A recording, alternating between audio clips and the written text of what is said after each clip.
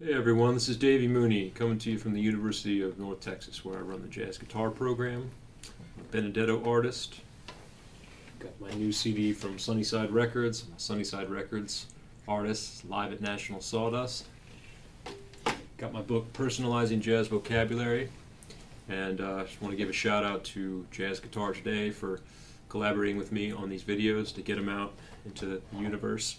So I wanted to talk today, I wanted to elaborate a bit on a previous video. I did a video on fretboard fluency, talking about how I learned the neck of the guitar.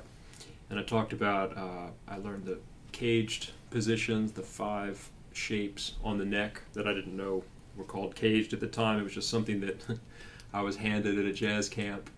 This was pre-internet, so if somebody handed you something with some information, it was golden. You took what scraps you could find, and I supplemented those cage positions, which were the way that I learned to play in positions this way on the neck, with arpeggio shapes that I would use to ascend and connect those positions. And then I would also practice a lot playing all eighth notes on tunes in certain areas of the guitar. So upon making that last video a few weeks ago or whatever, I started talking to some students that I teach here at UNT that maybe I didn't feel were fluent enough on the neck of the guitar, and so we started talking about playing all eighth notes in certain positions. And then as I demonstrated it on different tunes, I realized that beyond just the caged scale shapes and the arpeggios, the ascending arpeggios, I have very specific shapes that I use over chords in certain positions of the neck. So I thought it would be a good idea to maybe go through the anatomy of position playing, or maybe the geometry of position playing, since it's so much about shapes. And it seemed to work. I was a student a couple weeks ago. We were playing through Solar, using that idea of like staying in one neck of the guitar, and we would alternate choruses. I would say, you play a chorus in this area, and then I'll play one in this area, then you play here, and vice versa. So on. We would trade. And so I was thinking, man, when I'm here, and just to maybe talk about Solo for a second, it's a Miles Davis tune, or one of those that Miles Davis appropriated from somebody else. But the idea is it's a C minor for 2 bars, or maybe C minor major 7 sometimes, and then a bar of G minor 7, bar of C7 to F. So 2, 5, 1 and F, then a bar of F minor 7, B flat 7, 2, 5 and E flat major, and then a quicker E flat minor, A flat 7, D flat, 2 beats each, and then D minor 7 flat 5, G7, C minor. So it's a very concise little tune. So I'll just go through the specific shapes that I use in certain areas, particular areas of the neck. So if I'm right here, got a C minor chord, I have my C harmonic minor scale is right here. I want to make it Dorian. All right, I've got using my old caged shape, I've got my B flat major right here, which is C Dorian. But I find that a lot of the time what I'll play off of is this. It's like an E flat major 7 arpeggio, because it's important for me to know what the chords are from the 3rd and the 5th as well, but particularly the 3rd. So a C minor 7 from the 3rd is an E flat major 7. And if I want to make it a C minor major 7, I can go. And for some reason, I was telling a student, if you go, that's like a jazz trope, or a jazz, as Frank Zappa would say, you make a jazz noise here. For some reason, that's a jazz noise. So things like that will sound like jazz. I'll play that. Here's a C minor 7 arpeggio right here. Then in a G minor 7, I find that I use this a lot. There's that same little figure, right? And when I say I use it, I improvise off of that shape and that sound. So I'm not going to play this every time, but I might go.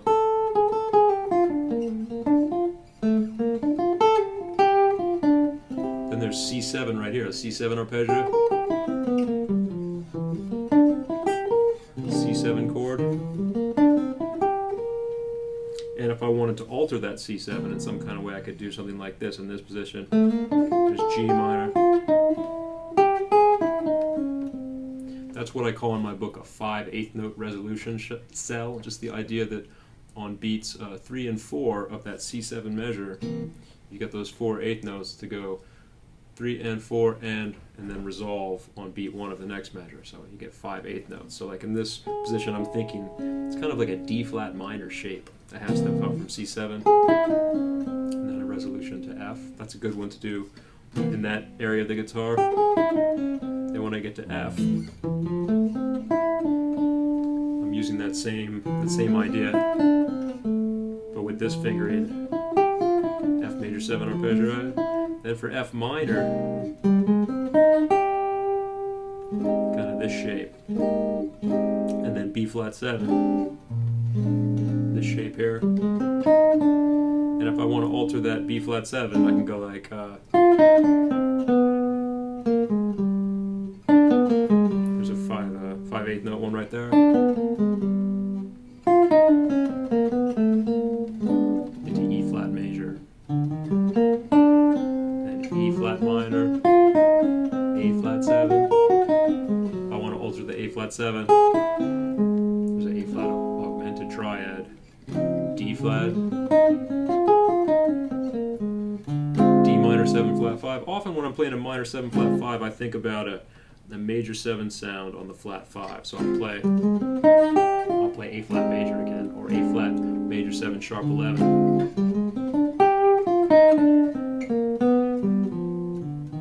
G7. And again, if I want to alter it, I could use a G augmented triad, or I could use a D flat major triad, a tritone sub. Right?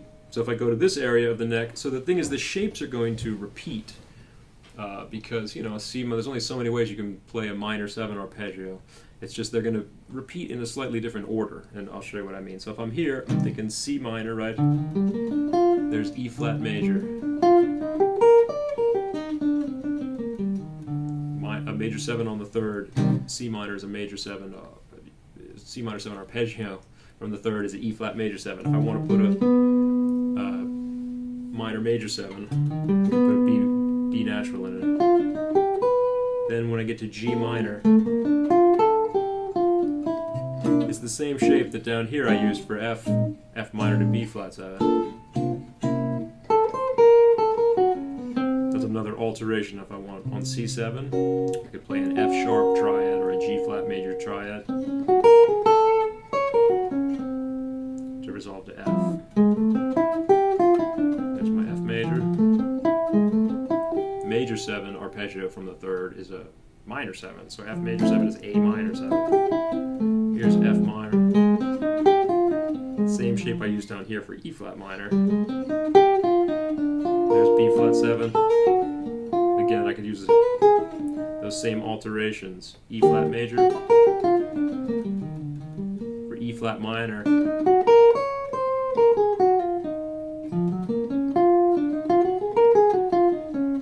A flat 7. For D flat major, I can think F minor right there, which puts me right in this same spot, correct spot for a D minor 7 flat 5. So G7. And right here, C minor. Same shape I used here for G minor. G minor 7. That was the one I used down there for E flat minor 7. It's really a B flat major 7 arpeggio. There's C7. Or I could, want to get fancy, C7, I could play the C half whole diminished scale right there. F major 7. So these are shapes I've repeated. I don't remember exactly what from down there, but it's the same shapes. F minor, B flat 7, E flat major, E flat minor, A flat 7, D flat. minor 7 flat 5 to G7, C minor. So right here, got this shape for C minor, which down here I think I did an F minor. If I wanted to be minor major 7, there's my B natural. Here's G minor. As you and I'm going up, roughly related to the caged position. So I'm trying to cover the whole neck.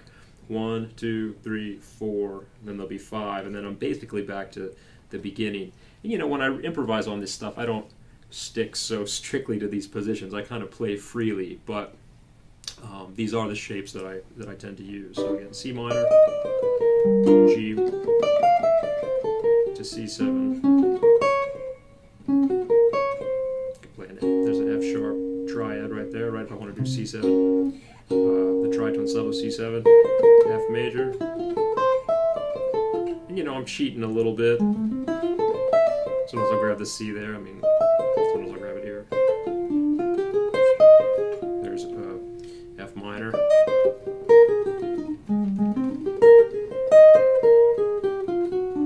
There's that. For B flat 7, I can use a B flat augmented triad. E flat major. E flat minor. E flat 7. Flat 9. D flat major.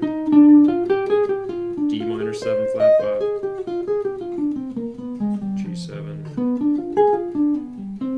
Okay, one more. So if I'm here, C minor. G minor. C7, F major, F minor, E flat major, E flat minor, D flat major, D minor 7 flat 5, G7 to C minor, and then I'm back where I started. So anyway, I started to go through them a little quicker there. I don't want this video to take forever, but those are the actual shapes that I use when I improvise, more or less. Sometimes I mix them up, and there's other things that I do, but that's primarily it. And like I said, I improvise around them. I connect things chromatically. I use little fragments of the jazz language. So I'll demonstrate that right now. I'll play 5 choruses of solo, and I'll do one in each position, roughly. And hope you enjoy. Thanks.